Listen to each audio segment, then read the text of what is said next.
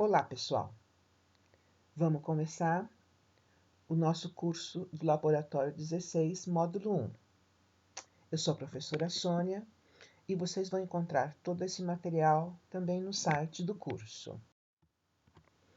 Quais vão ser os nossos objetivos? Desenvolver novas habilidades e competências para melhor selecionar e utilizar de forma correta os instrumentos, os equipamentos de medição. Desenvolver no aluno ou na aluna a capacidade de resolver problemas relacionados à metrologia e dar subsídios para o aprofundamento de erros e incertezas em medidas. Instrumentação. Esse curso é realmente sobre medidas básicas com paquímetros, micrômetros, escala milimétrica e balança eletrônica. Mas devido às circunstâncias, nós estamos tendo problemas como fazer isso. Nós não queremos que aumente o número de estudantes isolados, nós não queremos disseminar mais o Covid-19, mas seria bem interessante se vocês pudessem utilizar esses instrumentos. Vamos ver como a gente vai conseguir fazer isso. Vamos trabalhar também com introdução à teoria de erros, definição das incertezas das medidas e como escrevê-las. E no final, queremos determinar a aceleração da gravidade local e a respectiva incerteza. Qual a primeira coisa que vocês têm que fazer? Criar uma pasta com o nome medidas. Nessa pasta tem que ter o grupo de vocês e a turma de vocês. E é nessa pasta que vocês vão colocar tudo o que vocês vão fazer nesse primeiro dia de aula, nessa primeira semana. Essa primeira semana, cada elemento do grupo, e eu preciso que cada elemento do grupo realmente faça isso para eu ver se vocês estão operando os instrumentos corretamente. Os instrumentos estão disponíveis no laboratório, temos que arranjar um jeito ou de vocês pegarem esses instrumentos, ou fazer tudo online. Vamos ver como é que vocês decidem, como é que a gente vai realmente fazer isso, sem disseminar ainda mais a doença, os vírus. Vocês em grupo vão ter que decidir qual instrumento o grupo vai fazer para determinar o campo gravitacional local e a respectiva incerteza. Para definir esse experimento, eu gostaria que vocês fizessem uma pesquisa para basear realmente como esse instrumento vai ser realizado. E essa pesquisa vai fazer parte da introdução teórica do relatório, que vocês vão escrever no final do módulo. Para essa introdução teórica, eu gostaria que vocês tivessem em mente qual o problema do estudo, o cálculo da gravitação local, a aceleração da gravitação local. Qual é a relevância? Por que a gente estuda isso? Para que serve esse cálculo da aceleração gravitacional local? E como? Qual a metodologia para obter o resultado e qual a teoria para tudo isso? Cada elemento do grupo vai definir todas as medidas que vão ser necessárias para executar os experimentos. Executar cada medida 10 vezes com cada instrumento, porque a gente vai fazer algumas estatísticas dessas medidas.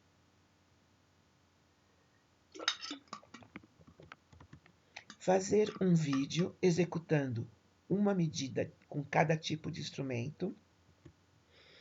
Visto que alguns estão isolados, talvez um vídeo seja difícil, portanto, fotografe o instrumento com a medida que está fazendo. Calcular o valor médio e os desvios destas medidas e colocar estes valores em tabelas. Colocar as tabelas de todos do grupo em documento doc ou docx ou Google Doc, vejam que vocês possam.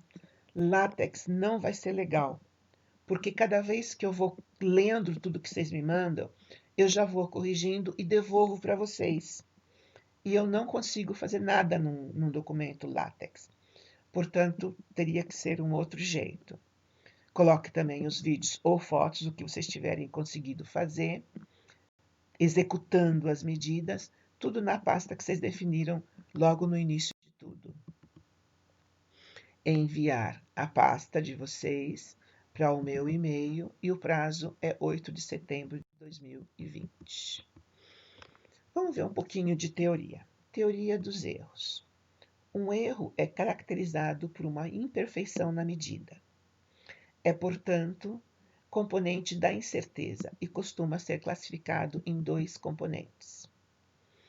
Erro sistemático não pode ser eliminado, mas pode eventualmente ser reduzido ou, caso seja identificado, deve ser corrigido.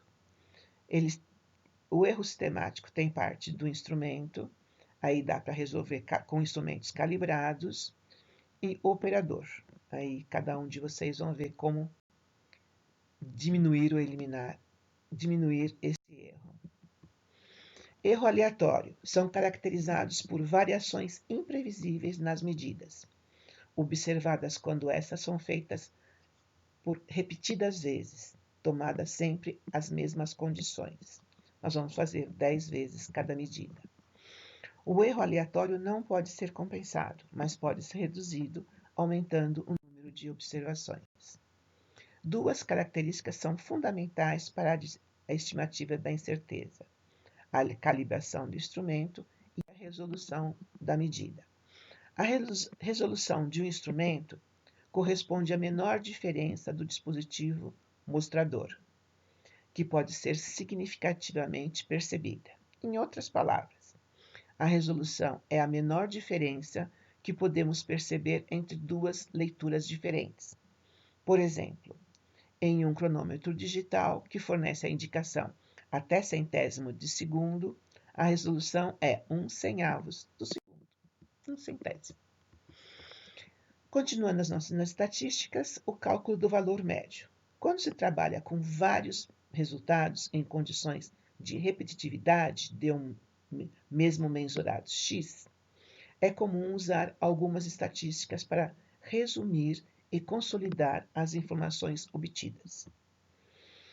Em se tratando de N medidas idênticas, ou seja, aquelas feitas sob mesmas condições, é possível calcular o valor médio destas medidas, desta forma. Cálculo dos desvios. Em se tendo um número finito de medidas realizadas N, o valor médio é uma estimativa do valor mais provável dadas as medidas realizadas. Quanto à incerteza, pode ser determinada tomando a variabilidade de cada uma das medidas frente ao valor médio, o que nos dá o desvio padrão. O que nos dá o desvio padrão da média, ou seja, dividindo o desvio padrão pelo quadrado, raiz quadrada do número de medidas. Apesar de frequentemente citado, o desvio padrão da média não é o erro aleatório da média. Representa, sim, uma medida da incerteza da média devido aos efeitos aleatórios. Como é que fica, então, a medição que vocês fizeram? Portanto, para N medidas feitas, calcular o valor médio, o desvio padrão da média e escrever o resultado final no formato: o valor que vocês mediram, a média desse valor, o desvio da média e a unidade dessa medida. Notação científica. Caso vocês tivessem feito uma medida de comprimento 14.269.513 milímetros e vocês decidissem escrever em notação científica, que é a mais correta, com duas casas depois da vírgula, vocês teriam 1,43 vezes 10 a 7 milímetro. Essa é a forma correta que vocês devem escrever. E para definir como se faz o arredondamento, é levar o último dígito para cima, caso o próximo dígito seja 5. Como foi decidido deixar duas casas depois da vírgula, essa é a forma mais correta de se escrever as nossas medidas. Caso decida-se não vai pedir emprestado micrômetro, pegar emprestado no laboratório micrômetro, paquímetro, escala milimétrica, balança, nada, pode ser feita a medida online. E aí a melhor forma é entrar em stefanelli.eng.br, onde vocês vão encontrar paquímetros e micrômetros virtuais. Por favor, fotografem essa medida para eu ver como é que vocês fizeram, para ver se vocês fizeram corretamente. Mas caso vocês decidam fazer mesmo a medida, então aqui está o micrômetro, onde aqui você tem a escala em milímetros, embaixo você tem a mesma escala melhor dividida, aqui você tem o tambor e aqui você tem a incerteza da medida do micrômetro. No site do laboratório tem como fazer essas medidas. Por favor, filmem ou fotografem para eu ver se vocês fizeram certo. O paquímetro, aqui vocês têm a escala em milímetros, centímetros e polegadas. Aqui vocês têm o nônio ou vernier. De novo, sempre no site vocês têm como medir, e filmem e gravem a medida que vocês fizeram. Vamos ver como que a gente faz essas medidas. No micrômetro. Essa medida aqui, por exemplo, na escala superior, vocês vão medir 11 milímetros. Na escala inferior, que divide a escala superior em graus, que é a metade da superior, vocês vão ter um pouquinho mais que meio milímetro nessa escala. Aí vocês vão no tambor e vão ver que o tambor está batendo bem em 0,279 milímetros, que pode ser arredondado para 0,28 milímetros. Então, essa medida que vocês estão vendo no micrômetro é 11 mais meio mais 0,28, que vai dar 11,78 milímetros. Lá na incerteza do micrômetro, vocês vão ver que a incerteza dele é 0,1 milímetro. Então, essa medida aqui é 11,78 mais ou menos 0,1 milímetros. Isso é que vai na tabela. No caso do baquímetro, como é essa medida? Aqui vocês vão medir 20 milímetros.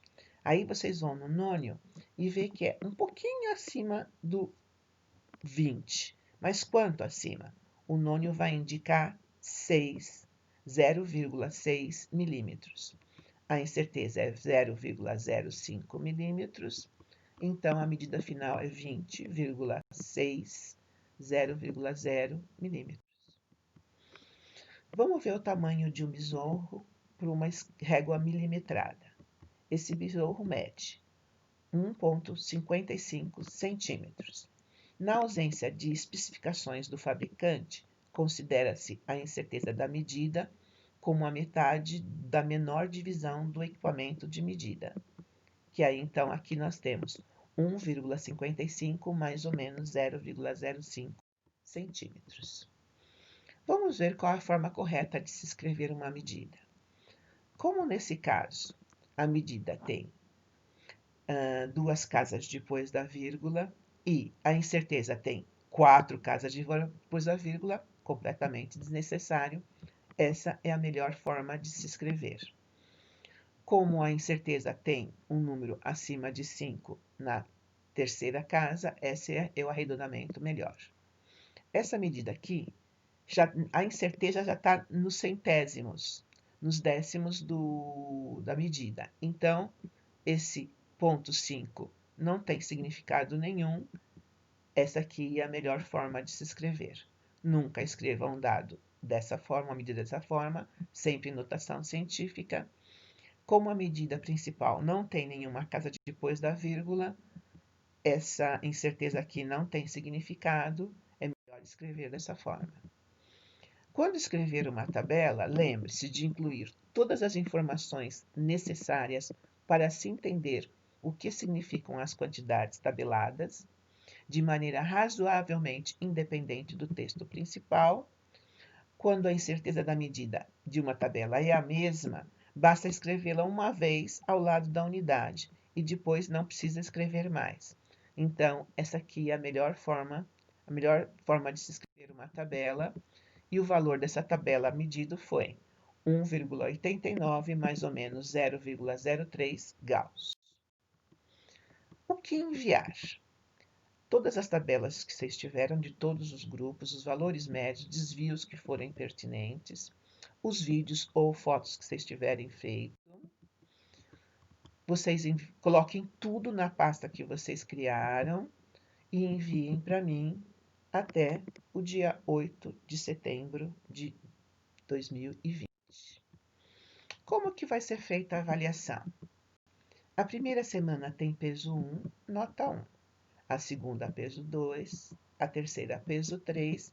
E a média, a soma de todas essas notas, dividida por 6.